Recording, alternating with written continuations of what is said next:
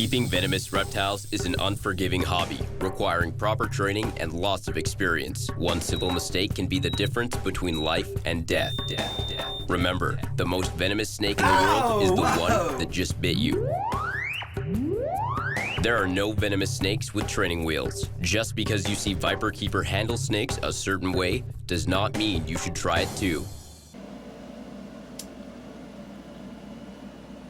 Well, she wants to leave. I just put the male in with her. These are the Cape Coral Cobras.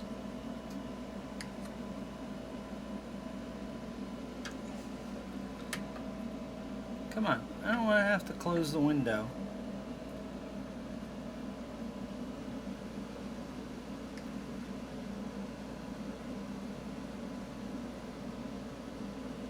No, they both want out.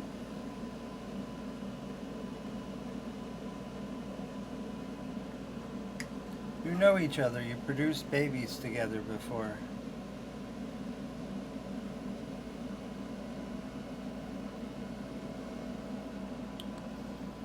Where do you think you're going? Huh? You're visiting the Echis? Echis eat other snakes. You don't want to visit them.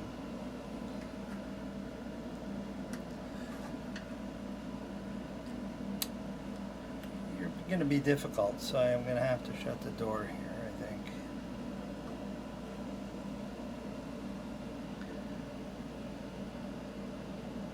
The male is getting old. I've had that male since like 2007, 2006. The female is fairly new. She's like 2012 or 13 or something like that. I got her as a baby. They're unrelated.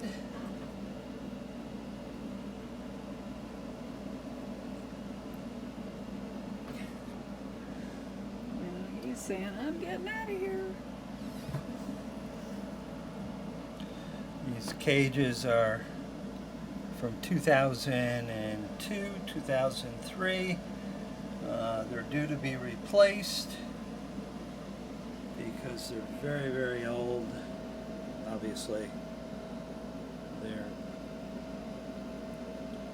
almost 20 years old, and I've got the hinges have broken on this cage, and I've used tape to keep the glass on the lower end in place so they can't push it out.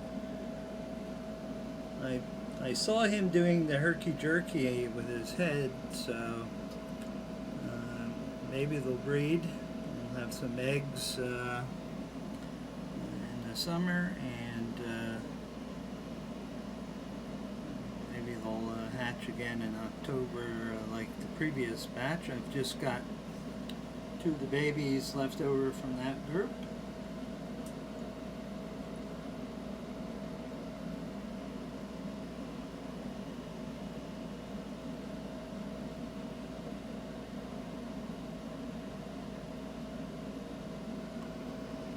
It's springtime in South Africa. Well, okay, it's late fall, so I'm sorry. Got my hemispheres screwed up.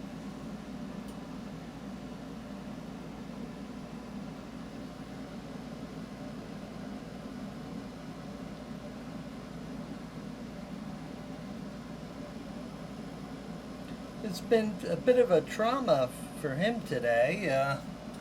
I cleaned his cage, and he's unhappy with that. Also, he was rubbing his scent all over the place. He wasn't interested in eating. I mean, They don't do well with change. no, that's why I leave them undisturbed for the most part. Because they don't like change.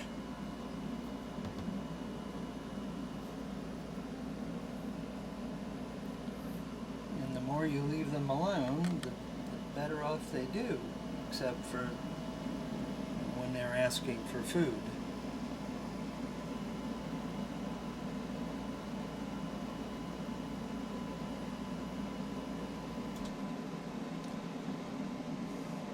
So we will leave them for a week or so, and then we'll move the male back to his location if he survives.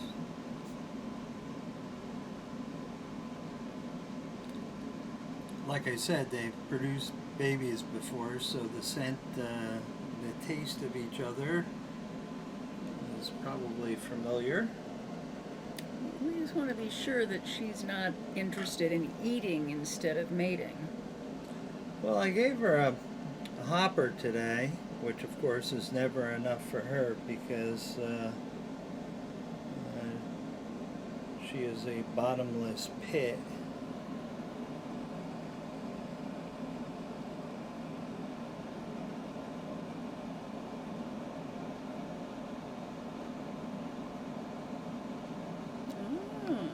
This is more interesting. He's starting to head twitch.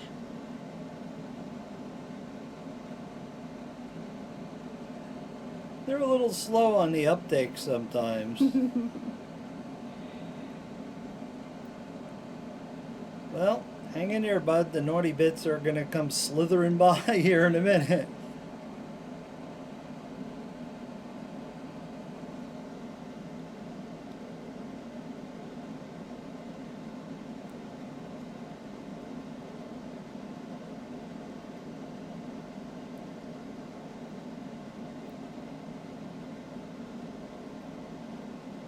Ooh, this is the very interesting part.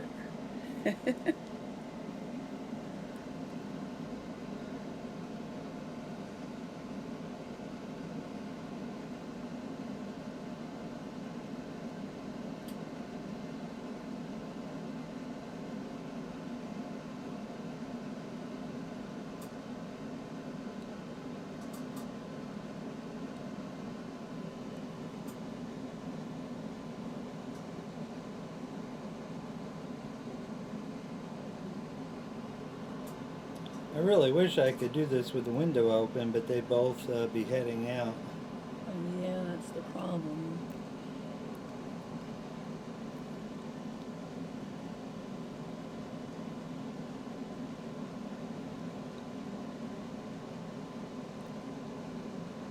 Alright, now we'll play Slither Me Over You sort of trick.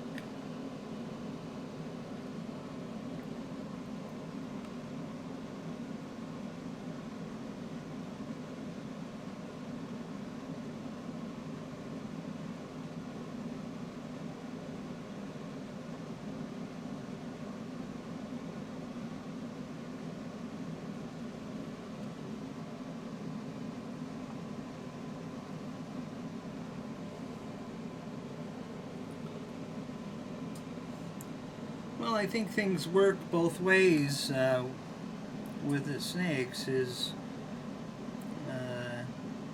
presence of a male may stimulate her ovulation, as well as the male is stimulated by finding the female. Well, in this case, you didn't have to look too hard. I provided the opportunity like I did before. So hopefully they will cohabitate nicely. Although, you know, she has exhibited food aggression in the past when they've been cohabitating and I've tried feeding them together. He's a very gentle, docile feeder, as you've seen in previous videos, where she's just a nutcase. There you go. There's the right end to head bob. Come on, chase her. Oh, this is the end that I'm really interested in.